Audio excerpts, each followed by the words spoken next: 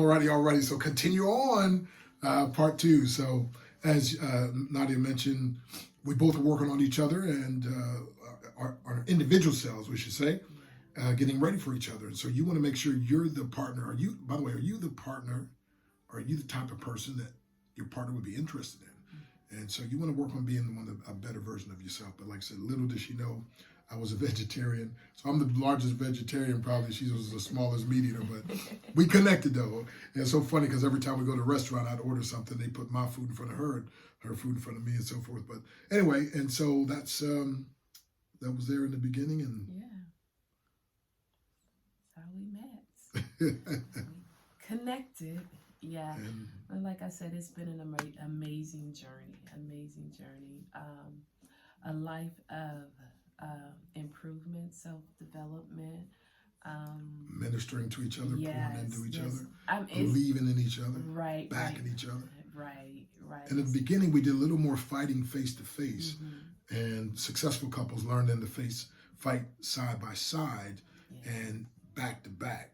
Come on now, that's what I'm talking about. All right. So everybody fights. We just want to make sure we fight side to side and back to back. Right.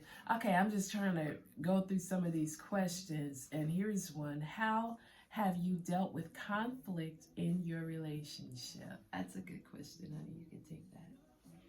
Well, in the beginning days, I dealt with conflict the way I normally would, blow up, like get upset, angry, and then Nadia started, she would say things like, well, that kind of like shuts me down, like it's like and it's a tone. Yeah, the tone, you know. And so anyway, so I had to start working on that, right? And that's so I always say that opposites attract, because she's very quiet, soft-spoken, and I'm just the opposite. Like I'm loud, right? And then in the midst of conflict, I get louder because I grew up with all brothers, so it's like the one who talks the loudest wins. Doesn't work with a soft woman. That's like, no, that's you know. And I'm for more me, that would just shut me down. I'm like, if you go from 1 to 10 in your tone, I'm just like, I don't hear anything. And so not only was... And I'm a fighter and she's more of an avoider. Yeah. She wants peace. Right. So not only did he have to work on, his tone and his approach with me, I had to work on, understanding that this is kind of the way that he's been for a very long time in terms of being loud, I guess you could say. And so let me allow him the time and space to, work on that. When we have an issue, step to me and your, inside voice. Well, and sometimes you would say... That's your outside voice. Yeah, because I was like... And sometimes you'd say to me, can I ask you something without you getting upset?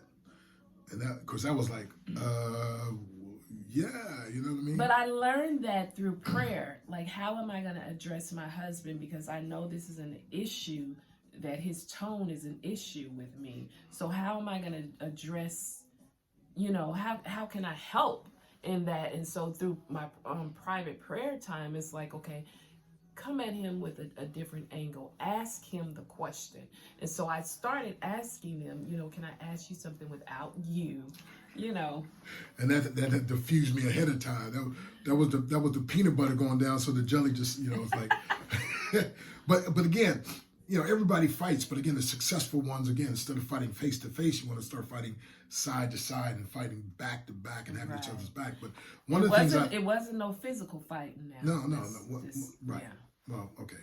You gotta clarify that nowadays. Okay. Well, fighting with words, which sometimes that does sometimes even as much, more damage, right? Yeah. So anyway, but yeah, so just having to learn that, and then one of the things that I talk about is sometimes you got to learn to be aware of the unawareness of others, and that is sometimes the other person is unaware, because we think people are saying this or doing this just to hurt us intentionally, and I know that it's easier for us, especially if we say this to our, spouse, like this upsets me. Like if she says, babe, this shuts me down.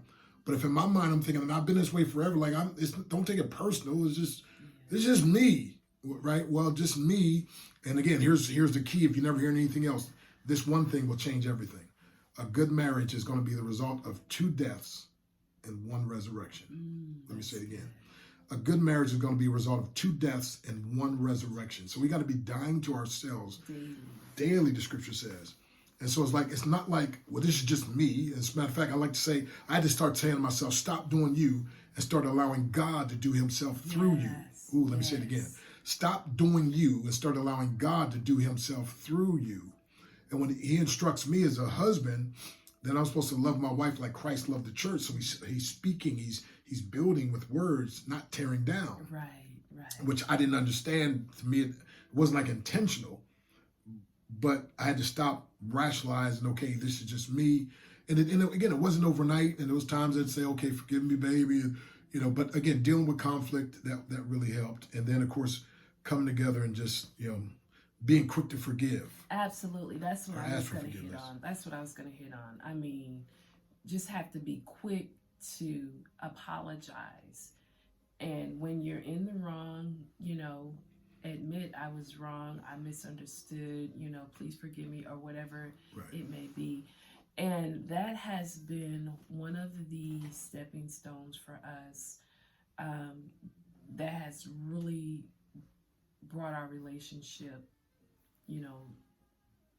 to such a place where it is right now, is because just quick to forgive. And okay, let me throw this in, baby. Okay, Let's think about it. Because so we're both imperfect. Now she's a little closer to perfect than I am, but we're both imperfect, but we're perfectly, get this now, suited for one another and perfectly committed to growing together. Right? It's like, I mean, I loved her like crazy when we got married, but the love that I have now, I think, far exceeds that. It's like, because your capacity grows, right? Yeah. But same thing. So you have to be committed to growing. And so in the midst of conflict, it's like, because again, the feelings get involved and so forth. And then you want to compare, and then you want to bring up past things. You just got to stop. You have to stop that. You have to be aware of that. And then part of that also is, we've got a good friend, Dr. Willie Jolly. He and his wife wrote a book, and I heard his testimony, and they didn't have an argument for so many years. I was like, what? So I was like, oh, being a competitive person I am, I got to be better at this. So look, the key is, as long as you get there, right? Just work on getting there. So